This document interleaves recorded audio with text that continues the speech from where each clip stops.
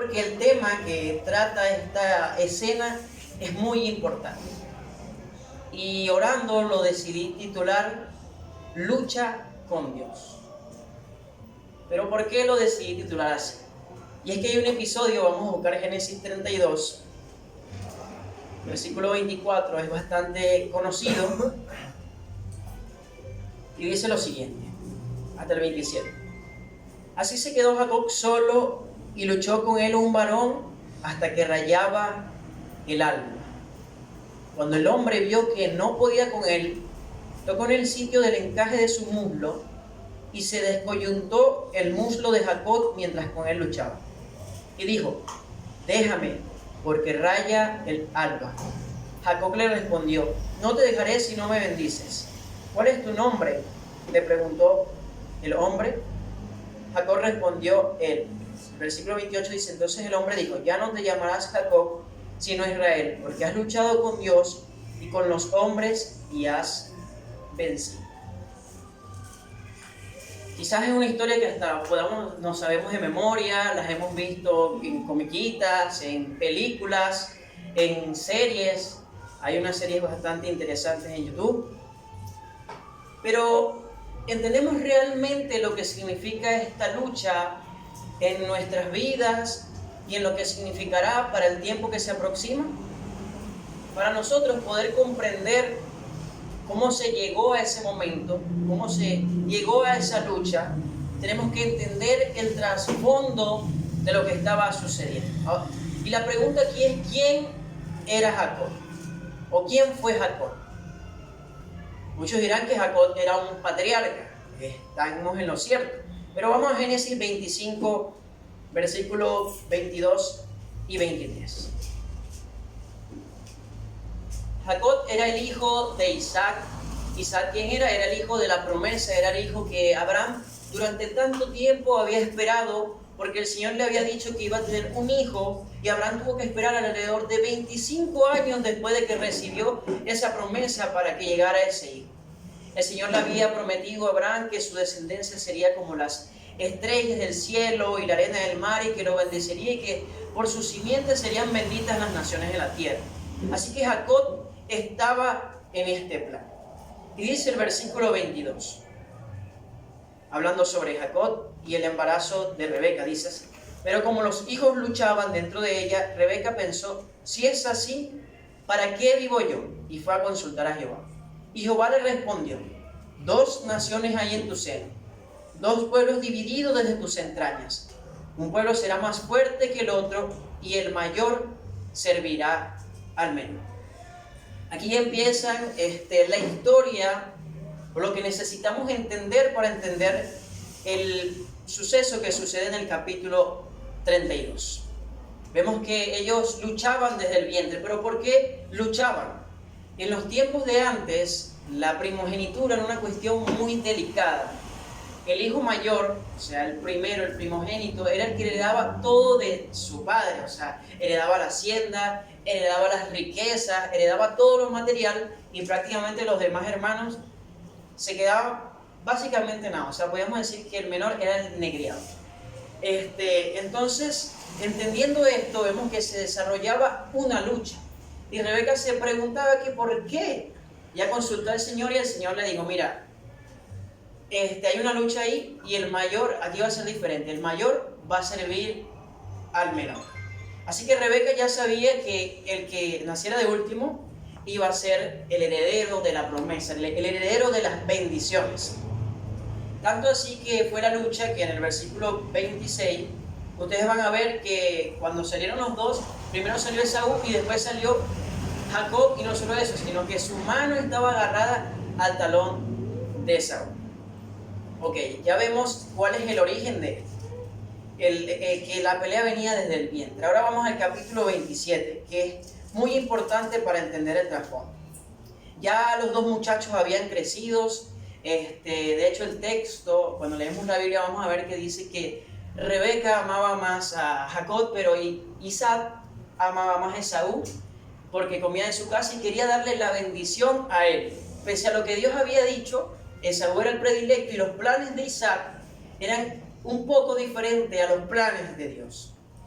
Y llega un día en donde ya Isaac estaba viejo, estaba quedando ciego y le dice a su hijo mayor, hijo mío, ya voy a morir, toma tus armas, toma tus utensilios, prepárate y sal al campo a cazarme algo.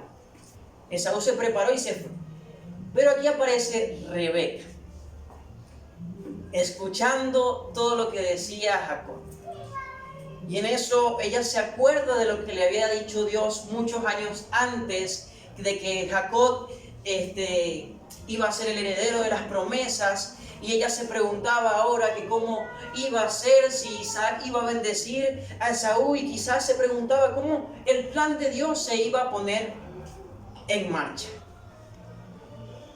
Entonces ella llama a su hijo y le cuenta todo, hacen el plan, se preparan y lo van a llevar en marcha. Y aquí hay un punto interesante, y es que debemos tener cuidado con las voces que escuchamos. Si nosotros vamos a Génesis, el capítulo 3, vemos que Eva empieza a escuchar la voz de la serpiente. Empieza a escuchar, y ni siquiera es que la ignora, sino que empieza a entablar una conversación con ella, y eso lo termina llevando a comer del fruto prohibido. Y después Adán escucha la voz de su mujer, y así comienza la historia del pecado tal como la vemos hoy en día. Jacob estaba escuchando a su madre. Incluso después del plan que le cuenta la mamá, Jacob le dice, mira mamá, pero eso no está del todo bien. Quizás mi padre me palpe y se dé cuenta de que no soy Esaú y me tendrá por burlador y caerá sobre mí maldición y no bendición. La madre en ese momento se convirtió prácticamente no en un instrumento de Dios, sino del enemigo. Le dijo, hijo, sea sobre mí tu maldición si llega a suceder eso. Y es por eso que digo que hay que tener cuidado con las voces que escuchamos, porque a veces nosotros le pedimos algo a Dios, pero el enemigo a veces también sabe lo que pedimos y lo que queremos, y puede usar a personas cercanas, personas de la iglesia, puede usar a familiares, amigos o quizás desconocidos para empezar a darnos consejos o ideas que están contrarias a lo que Dios quiere para nuestras vidas. Y aquí hay un paralelismo con la historia de Abraham. Abraham escuchó también la voz de su mujer en el desespero, en la desconfianza de Dios, y tomaron una decisión que hasta hoy en día nosotros podemos ver en las noticias las consecuencias de ese acto. Así que estos dos hicieron el plan y lo planearon con alevosía. Y aquí hay otro punto que quiero resaltar. A veces nosotros como humanos tendemos a fallar de manera inconsciente. Pero hay un problema. Y es que a veces nosotros hacemos algo que está contrario a los mandamientos de Dios, pero no lo hacemos de manera inconsciente, sino planeado. A veces decimos, bueno, pero no se van a dar cuenta.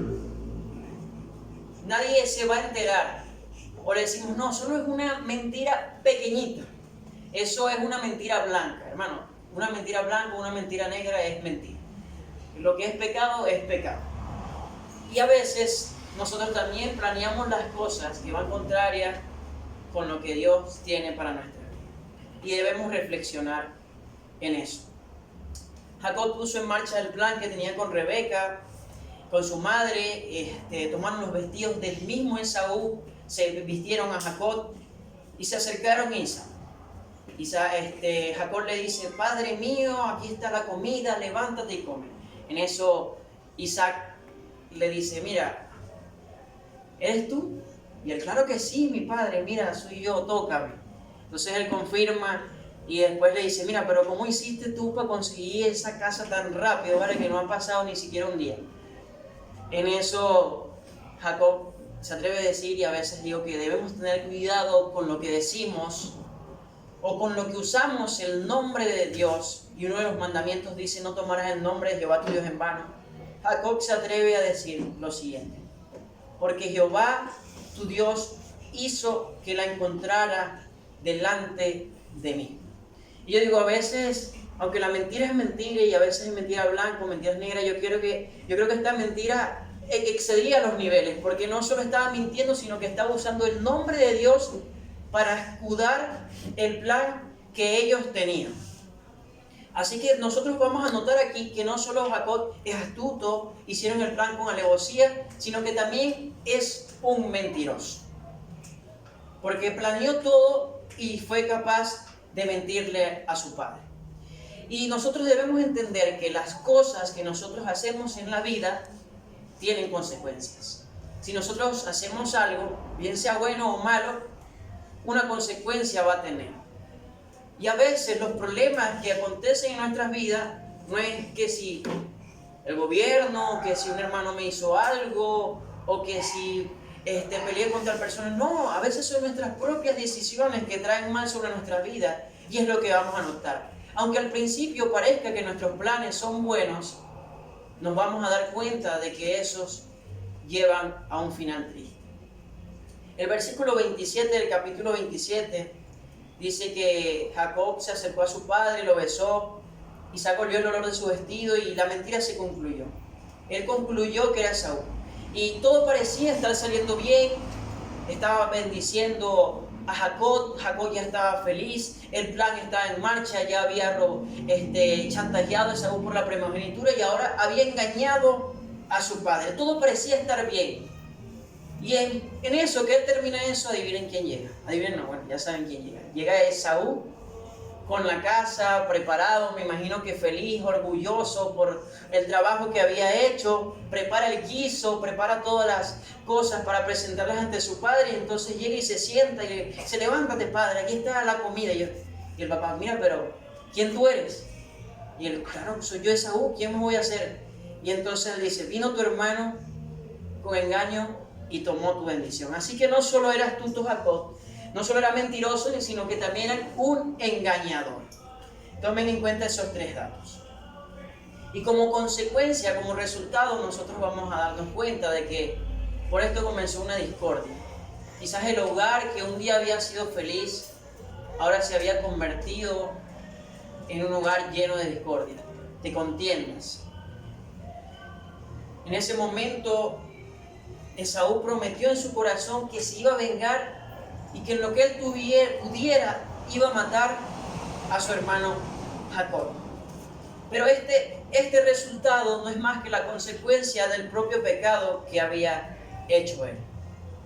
Y para resumir un poco la historia, Jacob se va de ahí desterrado, se va fugitivo, escapando de lo que había hecho, con las consecuencias que había tenido, y quizás también trataba de escapar porque sabía que lo que había hecho no estaba bien delante de los ojos de Dios.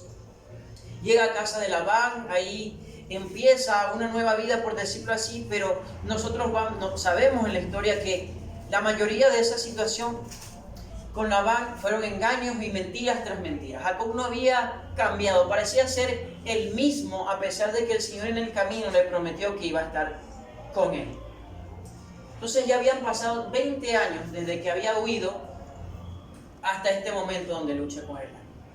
Pero ¿por qué llegamos a esa situación? Jacob ya había tenido su familia, sus hijos, su casa, su ganado, se había hecho rico en gran manera, y el Señor le había dicho que volviera a su tierra. Pero en eso él se acuerda cuando está saliendo: mi hermano Esaú. Él un día prometió matarme. Y él empezó a preocuparse por eso, y entonces empezó a buscar soluciones. Y aquí hay otro punto. A veces nosotros queremos buscar soluciones por nuestras propias cuentas, a nuestra manera, sin consultar antes a Dios. Jacob empezó a preparar regalos, a preparar cualquier tipo de cosa para pedir a su hermano perdón. Imagínense ustedes en esa situación. Ustedes hicieron algo malo a alguien, obviamente van a buscar la manera de que esa persona los perdone. Ahora imagínense que esa persona ahora es fuerte, es poderosa y le puedes hacer mal. Jacob estaba consciente de eso, y por eso envió un mensajero con un mensaje pidiendo perdón y reconociendo a su hermano como el Señor de Jacob, como mi Señor Esaú. Pero los mensajeros regresaron y le dijeron: mira, tu hermano ni siquiera nos respondió, y no solo eso, sino que viene con 400 hombres armados hasta los dientes. Ahora imagínense ustedes la angustia que sintió Jacob en ese momento. En ese momento él comprendió que la solución no iba a venir de parte de él, ni de parte de todos los regalos que pudiera hacer, ni de todas las cosas que él fuera a intentar, sino únicamente del Señor. Entendió que el pecado que él había hecho le había traído estas consecuencias. Y se dio cuenta del mal que había hecho. Tanto así que su oración me hace recordar a la de Daniel en el capítulo 9, en Daniel 9, que Jacob reconoce que las misericordias y las bondades que él había hecho en su vida no se las merecía. Miren lo que dice el versículo 10. No merezco todas las misericordias y toda la verdad con que has tratado a tu siervo, pues con mi callado pasé este Jordán y ahora he de atender a 2 campamentos. ¿Será que nosotros merecemos las misericordias del Señor? ¿Será que nosotros merecemos todo lo que Dios nos ha dado? Claro que no. El profeta Jeremías en Lamentaciones dice: por la misericordia del Señor es que no hemos sido consumidos. ¿Saben cómo se llama ese maravilloso regalo? Se llama gracia. Es la gracia de Dios la que nos mantiene en pie en medio de las dificultades, y es la gracia de Dios la que nos da aún cuando no merecemos. A veces Dios bendice a sus hijos a pesar de que han cometido errores, los sigue bendiciendo y los consiente, pero también les da lecciones. Y es lo que Jacob va a aprender más adelante. Jacob en este momento pidió perdón, se arrepintió y reconoció lo que había hecho. Después de esto, quiso volver a intentar enviarles regalos a Esaú pensando que así lo iba a perdonar, pero se dio cuenta de que era inútil. Entonces él toma una decisión. Y son esas decisiones las que nosotros debemos tomar en nuestra vida. Jacob en ese momento tomó la decisión de pasar aquella noche a solas con Dios. A su familia la separó, la llevó al otro lado del río y él quedó solo en ese momento. Dice el versículo 22 del capítulo 32.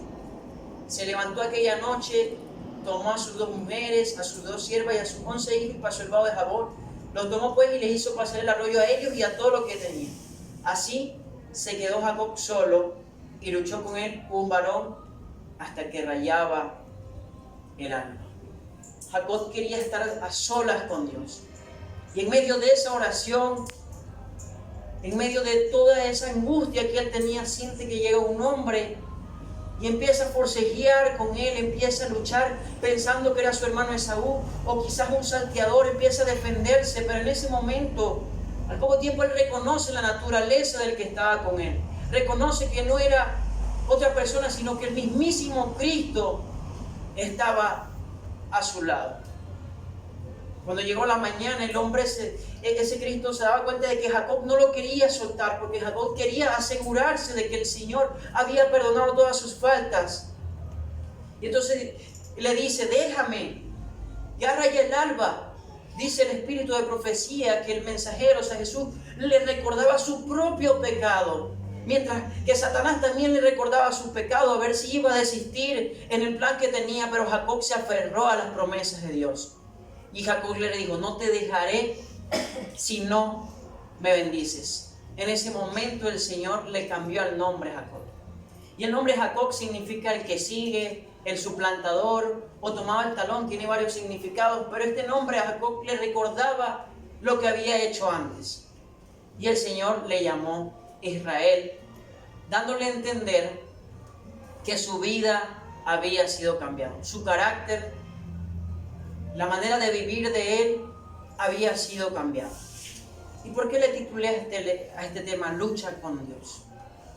Y es que nosotros debemos entender que para lograr algo en esta vida, más allá de lo material, lograr la salvación, debemos luchar con Dios, al lado de Dios.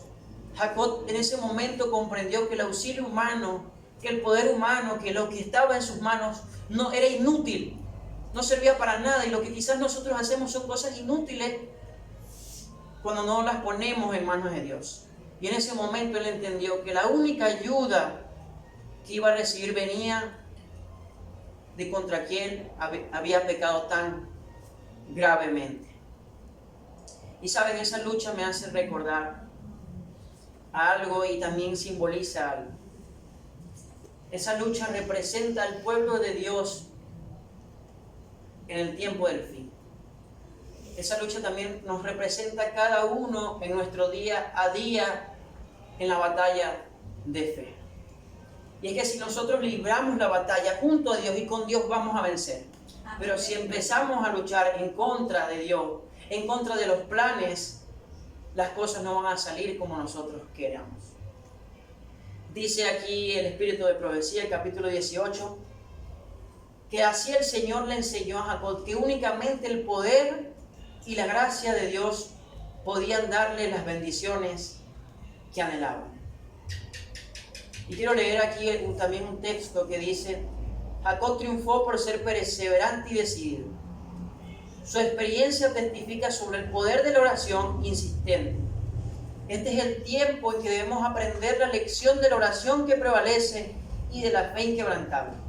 Las mayores victorias de la Iglesia de Cristo del cristiano no son las que se ganan mediante el talento o la educación, la riqueza o el favor de los hombres. Son las victorias que se alcanzan en la cámara de audiencia con Dios, cuando la fe fervorosa y agonizante se aferra del brazo poderoso de la omnipotencia. ¿Cómo alcanzamos las mayores victorias? Mediante la cámara de audiencia con Dios, de oración con Dios, al lado de Dios. No vamos a alcanzar nada en esta vida si no nos aferramos a Él.